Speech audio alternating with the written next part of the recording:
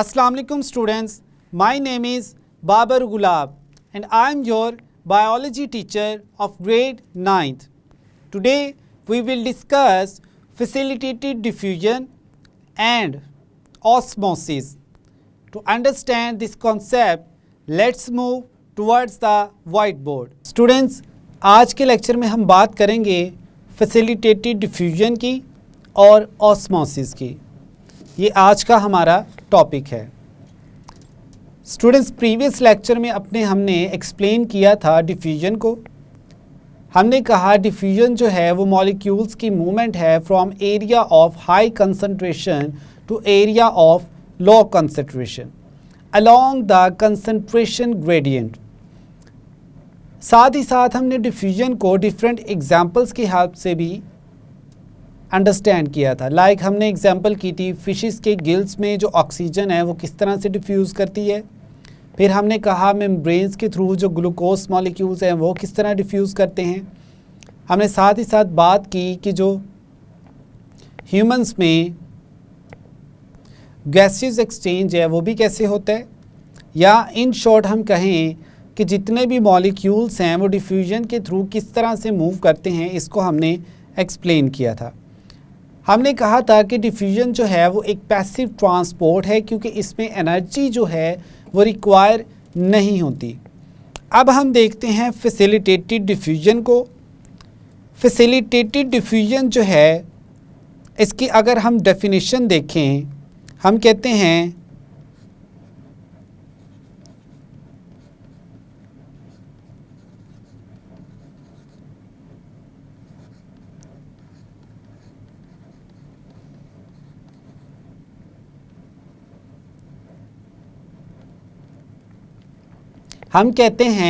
When a protein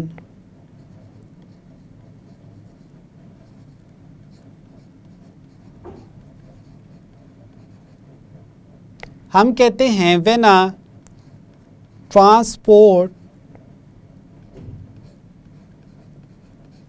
protein moves a substance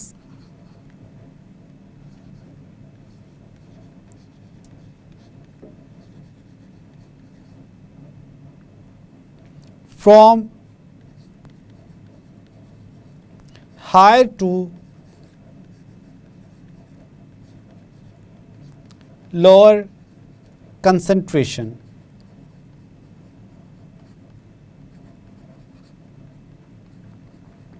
यानी इसमें जो प्रोटीन्स हैं वो इन्वॉल्व होती हैं। प्रोटीन्स की हेल्प से जो मॉलिक्यूल्स हैं या सब्सटेंसेस हैं उनको ट्रांसपोर्ट किया जाता है अलोंग द कंसंट्रेशन ग्रेडियंट, यानी उनकी हाई कंसंट्रेशन से लो कंसंट्रेशन की तरफ। तो ये है स्टूडेंट्स हमारे पास फैसिलिटेटेड डिफ्यूजन। अब फैसिलिटेटेड डिफ्यूजन जो हैं वो किन मॉलिक्यूल्स के लिए होती हैं? हम कहते हैं जो लार्जर मॉलिक्यूल्स हैं।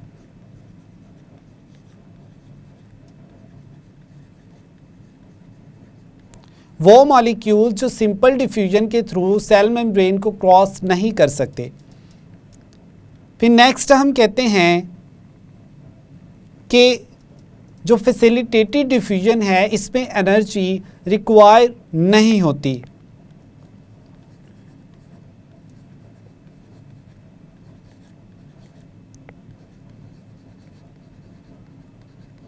इसी वजह से क्योंकि इसमें कोई एनर्जी रिक्वायर नहीं होती मॉलिक्यूल्स को ट्रांसपोर्ट करने में, तो इसको हम कहते हैं पैसिव ट्रांसपोर्ट।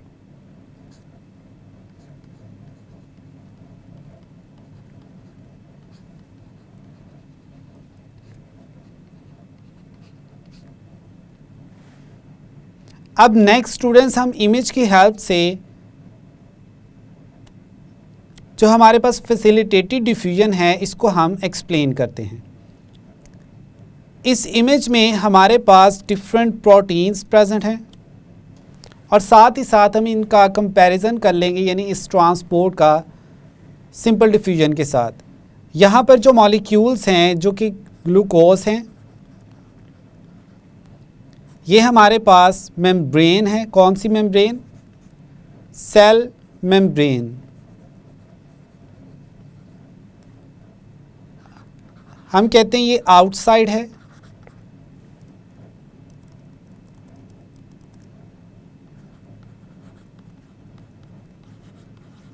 और ये हमारे पास सेल की इनसाइड है, यानी इनसाइड ऑफ सेल।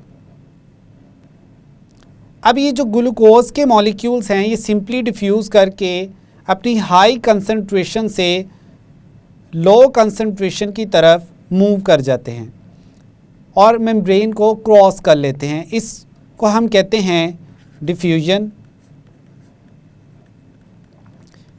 डिफ्यूजन में तो कोई किसी किस्म की प्रोटीन जो हैं वो इन्वॉल्व नहीं है इन मॉलिक्यूल्स को ट्रांसपोर्ट करने में। लेकिन सेल मेम्ब्रेन के अगर स्ट्रक्चर में देखा जाए तो हमारे पास डिफरेंट प्रोटीन्स होती हैं, like channel proteins and carrier proteins. अब ये जो चैनल प्रोटीन्स हैं इनमें स्पेशलाइज्ड चैनल्स प्रेजेंट होते हैं जिनके थ्रू लार्ज साइज जो मॉलिक्यूल्स होते हैं या सब्सटेंसेस हैं वो सेल की आउटसाइड से इनसाइड मूव कर जाते हैं। लाइक ये हमारे पास कुछ सब्सटेंसेस हैं, आप देखेंगे कि ये हमारे पास जो चैनल है इसमें ये मॉलिक्यूल मूव करते करते सेल के अंदर पहुंच जाता है, और इसी तरह से अगर मॉलिक्यूल्स को सेल से बाहर निकालना हो तो इन्हीं चैनल्स के थ्रू जो मॉलिक्यूल्स हैं वो सेल से बाहर भी ट्रांसपोर्ट किए जाते हैं। तो यहाँ पर जो स्ट्रक्चर्स इन्वॉल्व हैं वो है हमारे पास प्रोटीन्स। अब प्रोटीन्स की हेल्प से इन मॉलिक्यूल्स की ट्रांसपोर्ट को फैसिलिटेट किया जाता है। That's why this transport type is known as facilitated diffusion, यानी इसमें स्पेशलाइज्ड स्ट्रक्चर्स फैसिलिटेट करते हैं। अब दूसरी तरफ हमारे पास एग्जाम्पल है, ये जो सेकंड है हमारे पास, ये क्या है, कैरियर प्रोटीन्स। अब सेल मेम्ब्रेन के स्ट्रक्चर में स्पेशलाइज्ड कैरियर प्रोटीन्स प्रेजेंट होती हैं जिनके थ्रू जो मॉलिक्यूल्स हैं वो सेल की आउटसाइड से इनसाइड ट्रांसपोर्ट किए जाते हैं without any expenditure of energy, यानी यहाँ पर किसी किस्म की जो एनर्जी है वो रिक्वायर नहीं होती। अब यहाँ तक स्टूडेंट्स हमने एक्सप्लेन किया फैसिलिटेटेड डिफ्यूजन को। अब हम बात करते हैं ऑस्मोसिस की।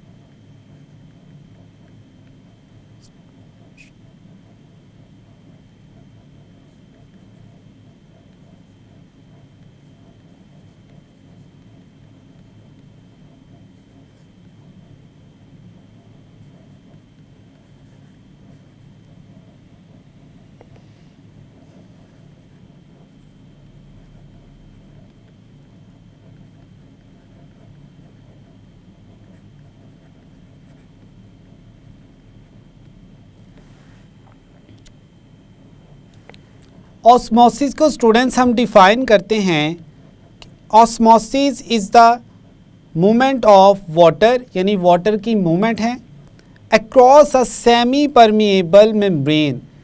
अब सेमी परमिएबल मेम्ब्रेन क्या है, ऐसी मेम्ब्रेन जो कुछ मटेरियल या सब्सटेंसेस को अलाउ करे पास होने के लिए जबकि कुछ को ना करे, इस तरह की मेम्ब्रेन को हम कहते हैं सेमी परमिएबल मेम्ब्रेन।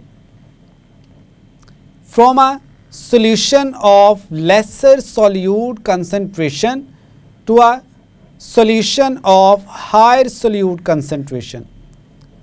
अब ये सॉल्यूशन जो हैं इनको सोल्यूट्स की बेस पर हम देख लेते हैं कि इनकी कंसंट्रेशन जो है वो हाई है या लो है, किस साइड पे है।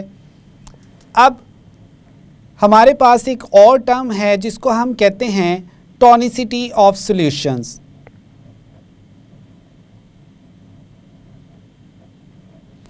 टॉनिसिटी का मतलब है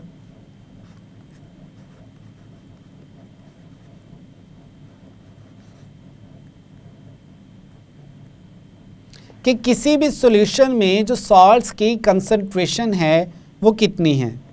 हम कहते हैं relative concentration of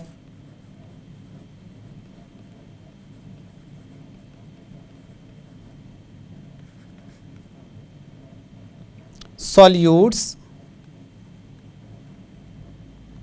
in the solution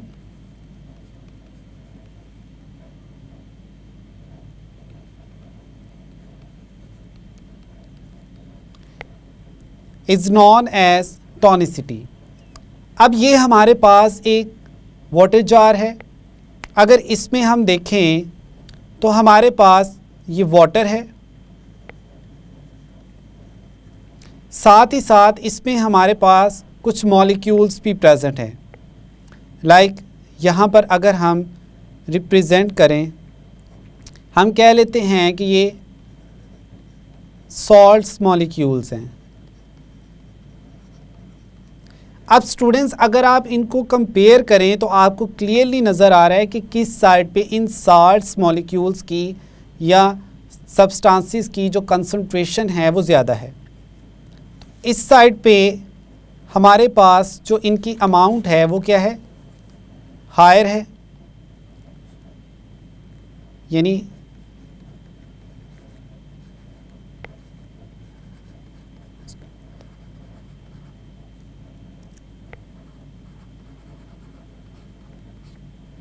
जबकि दूसरी तरफ अगर देखा जाए तो वहाँ पर क्या है, सॉल्ट्स मॉलिक्यूल्स की जो कंसंट्रेशन है वो लो है।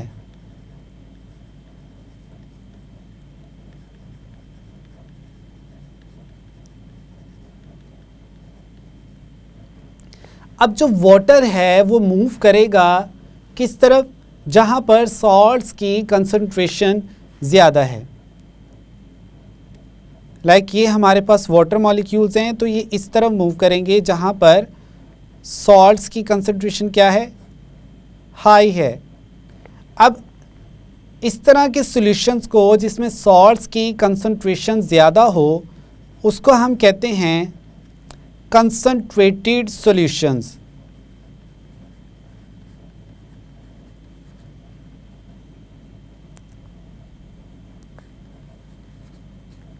और जिनमें सॉल्ट्स की कंसंट्रेशन कम हो उनको हम कहते हैं डाइल्यूट सॉल्यूशंस। तो ये स्टूडेंट्स यहाँ तक एक्सप्लेन करने का मकसद है कि आपको पता चले कि ऑस्मोसिस जो है उसमें वाटर की मूवमेंट किस तरफ होती है, जहाँ पर जो सॉल्यूशन है उसमें सॉल्यूट्स की कंसंट्रेशन ज़्यादा होगी। अब नेक्स्ट हम इसको मज़ीद एक्सप्लेन करते हैं with the help of different terms like hypertonic, hypotonic and isotonic. Students इस इमेज में हमने ये जो जार है इसकी दोनों साइड्स पे जो सॉल्ट्स मॉलिक्यूल्स की कंसंट्रेशन है उसको एक्सप्लेन किया। अब हाइपर का मतलब होता है हाई अमाउंट या हाई भी हम कहते हैं, और हाइपो का मतलब होता है लो अमाउंट। अब अमाउंट हम देख रहे हैं या हाइपो या हाइपरटोनिक जो है वो किस रेफरेंस से हम देख रहे हैं, सॉल्ट के रेफरेंस से। तो अब ये जो हमारे पास सॉल्यूशन है इस सेमी परमिएबल से लेफ़्ट साइड पे, इसमें चूँकि सॉल्ट्स मॉलिक्यूल्स की जो कंसंट्रेशन है वो क्या है, कम है, तो इसको हम कहेंगे हाइपोटोनिक। और जो दूसरी तरफ हमारे पास यहाँ पर है जिसमें सॉल्ट्स की कंसंट्रेशन ज़्यादा है, इसको हम क्या कह रहे हैं, हाइपरटोनिक।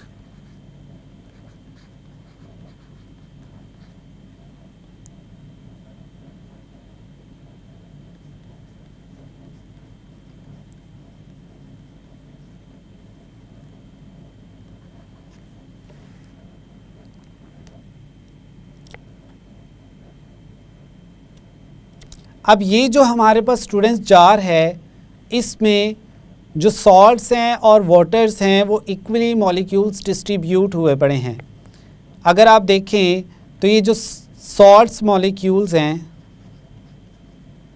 ये सॉल्ट्स के जो एटम्स हैं, ये इस पूरे जार में इक्वली डिस्ट्रीब्यूट हैं। तो इस तरह के सॉल्यूशन को हम कहते हैं isotonic solution.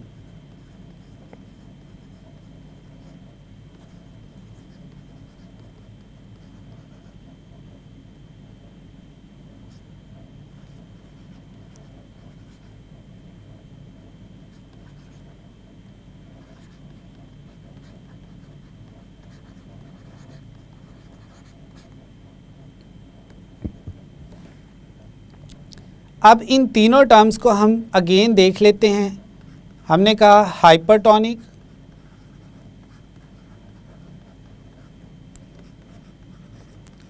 Hypotonic and isotonic.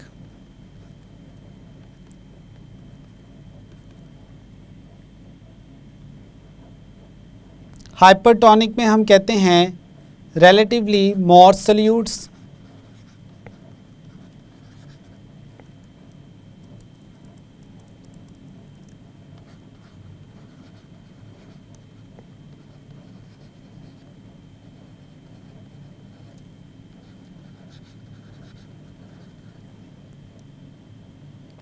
Hypertonic में हम कहते हैं relatively less solutes, और फाइनली आइसोटोनिक हम कहते हैं इक्वल कंसंट्रेशन ऑफ सोल्यूट्स।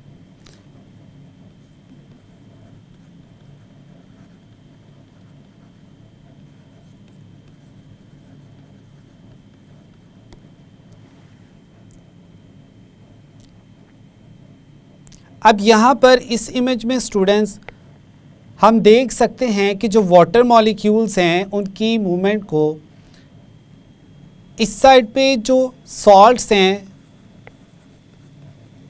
या हम कहते हैं सॉल्यूट्स जो हैं, उनकी अमाउंट जो है वो क्या है, लो है। जबकि दूसरी साइड पे जो सॉल्यूट्स की अमाउंट है वो क्या है, हाई।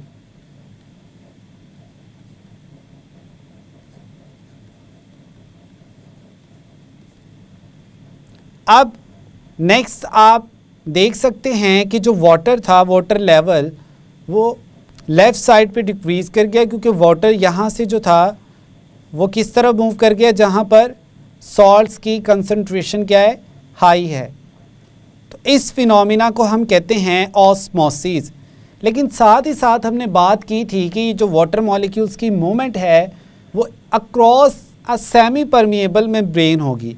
तो इस सेंटर में आप एक मेम्ब्रेन देख सकते हैं क्लियरली यहाँ पर, जिसको हम सेमी परमिएबल मेम्ब्रेन भी कहते हैं।